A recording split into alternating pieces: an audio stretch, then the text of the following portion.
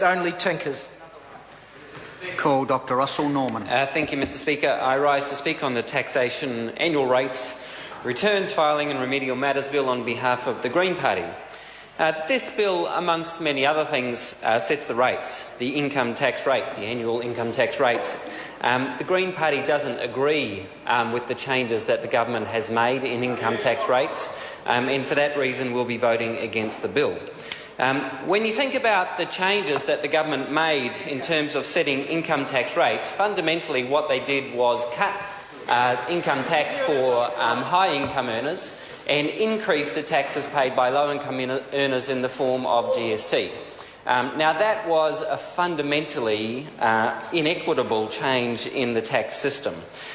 What it meant was that for lower-income New Zealanders, they found themselves having to pay more for their food and groceries at the supermarket because of GST, and for upper-income earners, they found themselves with a whole bunch of spare cash. The government's got a plan for what they want to do with that. They want to give those people the assets that the government wants to privatise. They want to give them to the people who they gave the income tax cuts to, because they're the only people in New Zealand that will be able to afford to buy the shares in the SOEs.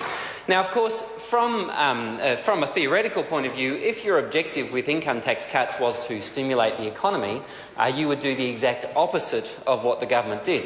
If you want to stimulate the economy, what you do is you give tax breaks to low-income earners because they tend to just spend the money, rather than to upper-income tax earners. So the government did the exact opposite you'd do if your purpose was to assist the economy. I think it's also illustrative about what to compare what the government's doing around carbon taxing and income taxes. And I think an interesting comparison is what's happened in Australia. So in Australia, what they did was they brought in a carbon tax of Australian $23 a tonne. It's applied to the largest emitters, particularly coal-fired electricity, which is one of the critical areas. And they used the revenue that they gained through a carbon tax to introduce a tax-free threshold at the bottom, or rather to increase the tax-free threshold from 6,000 Australian dollars to 18,200 Australian dollars. And I think that that is the alternative proposal that we could have had in front of us. And so when you look at the overall tax system, the government's made a choice to have an emissions trading scheme, which basically means that taxpayers are subsidising pollution. So it's a very expensive scheme from the point of view of the taxpayers because they have to pay a lot of money to subsidise pollution. At the same time, the government has given big tax cuts to upper income earners, and basically lower income earners are faced with an increased GST.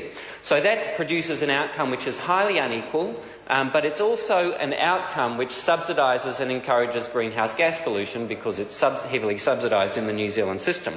Compare that with the Australian system, where what they did is they introduced a real price on carbon, $23 Australian a tonne, and then used the revenue to increase the tax-free threshold. Now, tax-free thresholds, by their nature, benefit those who are on lower incomes because everybody gets the same tax break, the same quantity of money, if you like, in the form of a tax break when you introduce a tax-free threshold. So that was the alternative model that we have not gone down the path of. The model in Australia was put in place because of the influence of the Greens working with the Australian Labor Party, and I congratulate the Greens for that over there. So the reality here is that from the point of view of a business which is efficient in the way that it uses carbon, that business has to pay higher tax rates in order to pay the cost of the emissions trading scheme so that it can subsidise those businesses that are inefficient in the use of carbon. And I think it's very important to get this through. There is no free lunch around the emissions trading scheme. Someone has to pay the taxes to pay for the subsidies for pollution. And that means that a business that is doing the right thing by becoming more efficient, reducing its greenhouse gas emissions per dollar of output, doing exactly what we need them to do, that business effectively has to pay higher taxes in order to subsidise the business that is producing more pollution. Because this money has to come from somewhere, it doesn't come from anywhere. If we had a system where the polluters actually paid, then it would mean that we would have a signal to the business that is highly polluting that it should reduce its pollution. Instead, under our system, the signal goes to the efficient carbon producer, the business that we should be encouraging. We say to them, no, you have to pay higher taxes because the subsidies through the emissions trading scheme are very expensive, many billions of dollars, and and so we have to have higher taxes to pay for that. And that is the path we've gone down. So we've gone down a path of a highly inequitable tax system in which there is no tax-free threshold effectively at the bottom, and at the same time we have cut the top rate, so we have lower rates at the top than compared with the Australian system, for example, and then that runs in parallel with the carbon pricing where we're subsidising carbon pollution rather than putting a price on it. It is the exact opposite of what you'd do if you wanted to use the tax system to produce more equitable outcomes. It is the exact opposite of what you'd do if you wanted to use the tax system to encourage behaviour that would reduce carbon pollution. So that is what this bill is making sure carries on by setting the annual rates. That is what this bill is putting in place to carry forward a tax system that not only makes our society more unequal, it's a tax system that encourages greenhouse pollution. And I just think it's amazing that the government thinks that that is a sensible approach, that we should be subsidising pollution.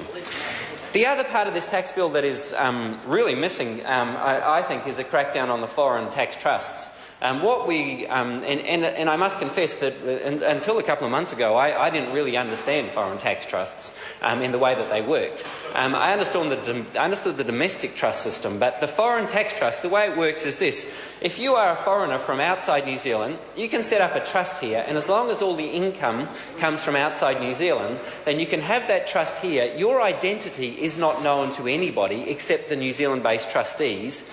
Your income is completely tax-free inside New Zealand because the income comes from outside New Zealand, so there's no New Zealand tax on your foreign trust, and that money and those assets is completely hidden.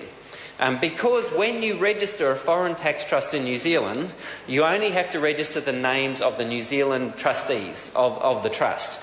So the actual beneficiaries, the people who really own the assets and benefit from the assets, nobody knows who they are. Now, why that matters is that there is an international problem of tax avoidance by very wealthy individuals. And so internationally, nobody's quite sure of the size of this problem. It is trillions of dollars. And so the way these people avoid tax is they use things like the New Zealand foreign trust regime, to avoid paying tax. And there is no way that, say, the government of Mexico knows that one of their citizens is hiding their assets in New Zealand because there's no identifiers on the New Zealand foreign trust. There's no way for the Mexican government to know that one of their citizens has parked $1 billion in a foreign trust in New Zealand and is paying no tax on any of that. When the Minister of Revenue was asked about this, he said it's a legitimate tax avoidance. He said this is legitimate tax avoidance. Well, I guess it's lawful in New Zealand, but whether it's lawful internationally is a different question. We have responsibilities to other countries to try to reduce international tax avoidance. Because if we don't do it, then there's nothing to stop very wealthy New Zealanders using other structures in other countries to avoid paying their tax in New Zealand. And what that means is that middle-class New Zealanders and working New Zealanders who pay PAYE tax have to pay more tax to cover the hospitals and the schools and everything else that tax pays for. It is working people end up paying more tax because the ultra-rich are avoiding paying their tax by hiding it in structures like the New Zealand Foreign Trust regime. So because we have, under our legislation, not addressed by this bill, we have established the foreign trust regime which enables foreigners to avoid paying tax in their domestic countries where they come from because they can avoid it by hiding it in New Zealand. It means that we are helping with the international tax avoidance by the ultra-rich, which means that ordinary workers, people who pay PAYE tax, have to pay more tax to cover the tax that is not being paid by those at the top end who are using things like these foreign tax trust instruments to avoid paying their fair share. And when the Minister of Revenue and the Prime Minister was asked about it, they said, well, that's legitimate tax avoidance. It is not legitimate tax avoidance. It is completely immoral and wrong, and the fact that the government is not addressing it is immoral and wrong. We need to crack down on tax avoidance so that ordinary working people don't have to carry the full burden, but actually the ultra-rich are made to pay their share of tax as well. Mr. Speaker, this bill sets the tax rates for the next year. They're highly inequitable, and for that reason we won't be supporting this bill. I call Paul Goldsmith. Thank you, Mr. Speaker. It's my pleasure to speak on this bill here, the Taxation